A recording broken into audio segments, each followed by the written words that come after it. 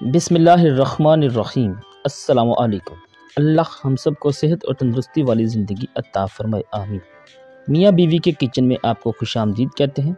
आज हम बना रहे हैं सर्दियों की ख़ास सौगात तिल चक्की। इसके इंग्रेडिएंट्स आपके सामने हैं, बहुत ही आसान रेसिपी। सबसे पहले 1 चम्मच घी को पैन में डालना है। उसमें तिल को हमने थोड़ी देर तक फ्राई करना है।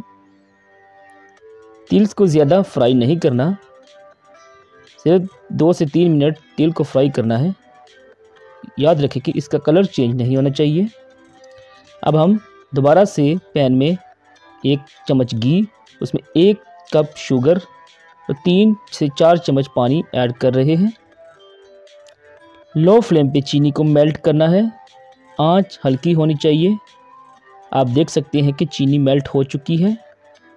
व्यूअर्स, आपसे हमारी रिक्वेस्ट है कि अगर आपने हमारा चैनल सब्सक्राइब नहीं किया तो इसको सब्सक्राइब कर लीजिए। व्यूअर्स, आप देख सकते हैं कि चीनी मेल्ट होकर दोबारा से हार्ड होना शुरू हो गई है और ये फिर दोबारा से दाने की शक्ल में आ गई है, जैसे पाउडर सा बन जाएगा। ये दोबारा से मेल्ट हो जाएगी और इसका कलर भी चेंज हो जाएगा। आपने इस बात से परेशान नहीं होना। ये देखिए, ये दोबारा से मेल्ट हो रही है और इसका कलर भी चेंज हो गया है, जिस तरह से चक्की का होता है उस तरह से इसका रंग डार्क ब्राउन हो गया है। अब हम इसमें तिल डालेंगे और तिल डालकर इसको ज़्यादा देर पकाना नहीं है, फौरी तौर पर उतार लेना है चूल्हे से। इसको ऑयल लगाकर आप किसी बर्तन में या हम इसको स्लैब पर सेट कर रहे हैं।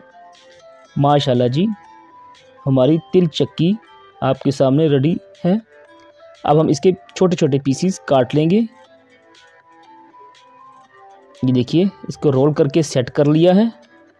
ये देखिए माशाल्लाह जी, बहुत ही अच्छी और मज़ेदार सी चक्की तिल चक्की हमारी रेडी है। बस इसके अभी पीसीस काटने हैं। इसके गरम गरम के ही हमने पीसीस काटने हैं। बहुत आसानी से कट जाते हैं। ठंडा होने पे ज़रा ज़्यादा मेहनत करनी पड़ती है। तिल चक्की सर्दियों की एक ख़ास सौगात है। ये गर्म होती है और हीट भी पहुंचाती है। गर्मियों के लिए बहुत ही अच्छी होती है, ख़ास तौर पर जोड़ों के दर्द के लिए।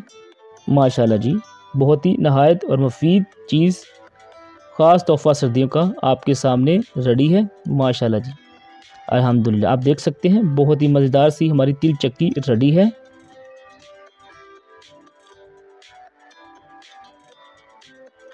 माशाल्लाह जी, अल्हम्दुलिल्लाह। वीडियो वॉच करने का शुक्रिया। दुआओं में याद रखिएगा। अल्लाह हाफ़िज़।